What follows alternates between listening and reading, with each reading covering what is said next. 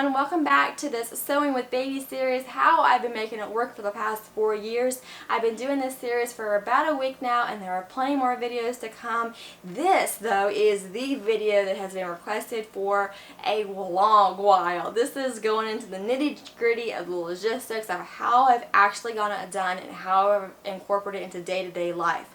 And so really, it's the same concept, and the secret is to keeping them occupied, or happy, or distracted, whatever phrasing you want to know or to use, and that changes as they grow. So when they're a newborn, it's fairly easy. I found it at least fairly easy as they're a newborn because they just want to sleep a lot.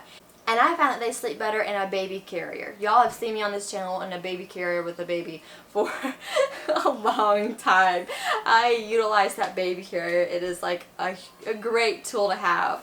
So they sleep much better, and you can also have a sound machine, a portable sound machine, go around, and that will help, particularly if you have older kids in the house. That'll help keep them asleep and keep them happy because they need a lot of sleep when they're a newborn, and they get really cranky if they don't get that sleep. So sound machines help, portable sound machines help. And then when they are a newborn, you can machine sew with them if they will tolerate it. Audrey tolerated it just fine. Henry and Daisy have been so-so. So if they don't tolerate so well, then you can have somebody else look after them while you do your machine sewing. That is kind of the kicker of like getting that little bit of machine sewing in time.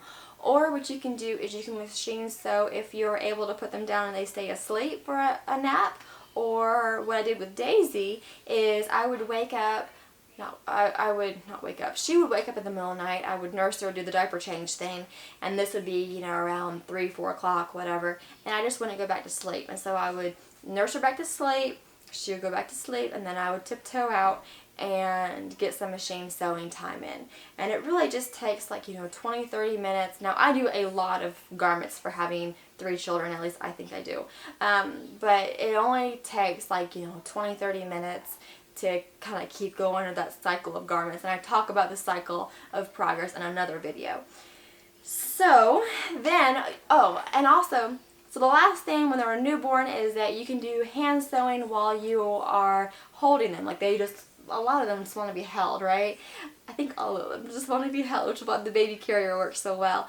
And that's understandable. They've been held their whole existence until now.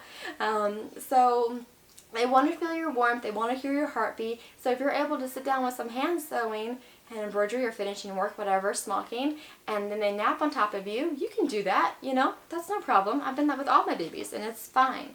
Now when they get to the wiggly baby stage, now you can still utilize that baby carrier. You can actually flip it around to the back as soon as they get some neck control.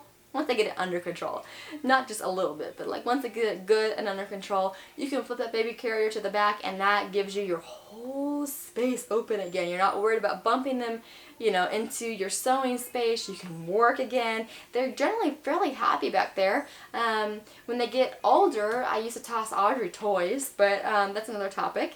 So then, also once they get neck control, you can put them into a jumper. Now, Audrey and Daisy have loved the jumper. Henry was not so much of a fan, so it's all depending on the demeanor of your baby.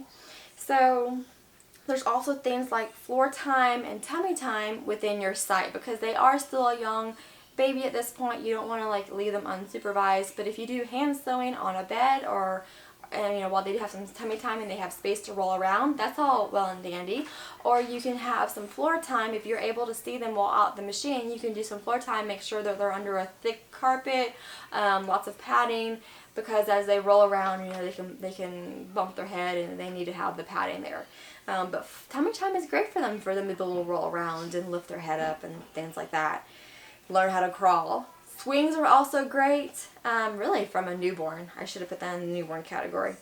So sitting in their high chair, though, is something that's great. Around like 4, 5, 6 months, you can put them in a high chair, give them a mashed banana, something that will go down without an issue, and you can have them still within your site. So maybe you've just picked up their high chair and moved it into your sewing room, a little bit out of the splash zone, that they're going to create, but still within your site. You give them something like a mashed banana that they're going to play with, they're really going to play with their hands with it. They're not really going to eat much of it.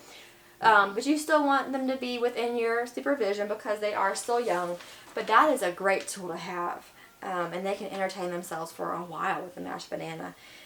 Then the other thing is that nap time. I've found somewhere like that 4 to 6 month is like a sweet spot for them to nap on their own. If you have been doing, the naps where they're in the baby carrier on you, or you're just sitting and they're napping on you in a rocking chair or whatever, I've personally found that 4 to 6 month age to be kind of a sweet spot to transition them to a crib, although of course it is your baby. You do what works for you. I am not trying to give parenting advice. That just has worked well for me. So then when they get to an older baby or a toddler, then I set them up with their own project. This is like, 6, 9 months, whatever, in that range. So you can set them up with their own toys, or you can do what I found works really well is you take like a cardboard box. We all get them from Amazon, right? At least if you're in the States.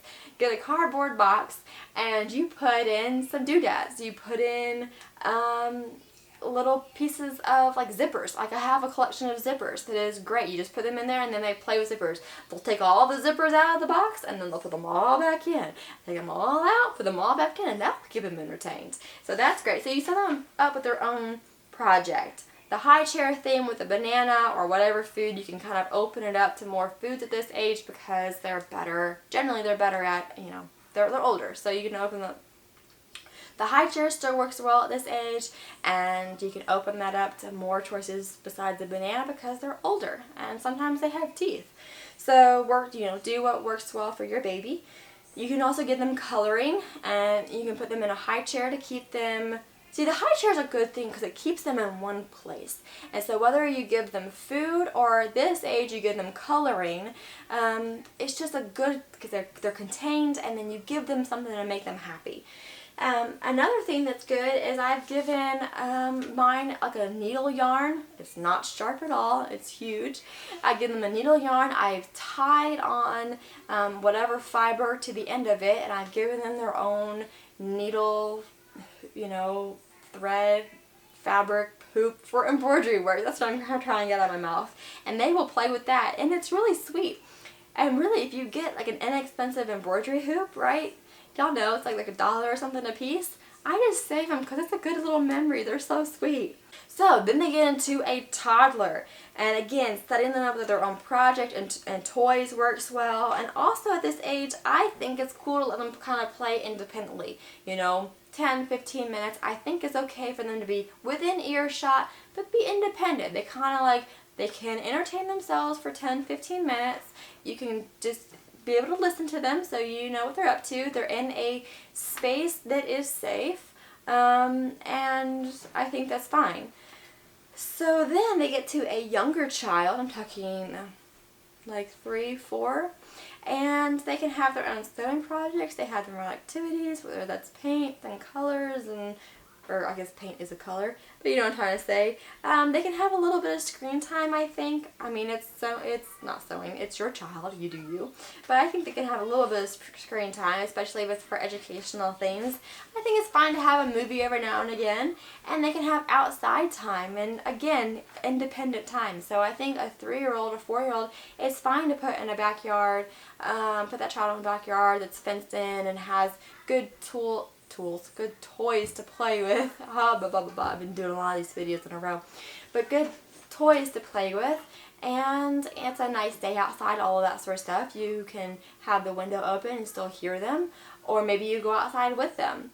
Audrey and Henry play just normally. They play pretty well outside, and we have the window open, we can hear what's going on. Or you can have a baby monitor out there. Whatever works for you and your setup, but these are just kind of how things have worked for us, so you take them and you implement them to your life, because we aren't all in the same, setup. So I hope it's helpful though. I know this video has been highly requested, so I hope it answers a lot of people's questions and gives you ideas for your own life on how to do this if you want to do this. If you have any questions, put them down in the comments below and I will do my best to answer them. And as always, I appreciate y'all for watching, and I hope to catch y'all next time.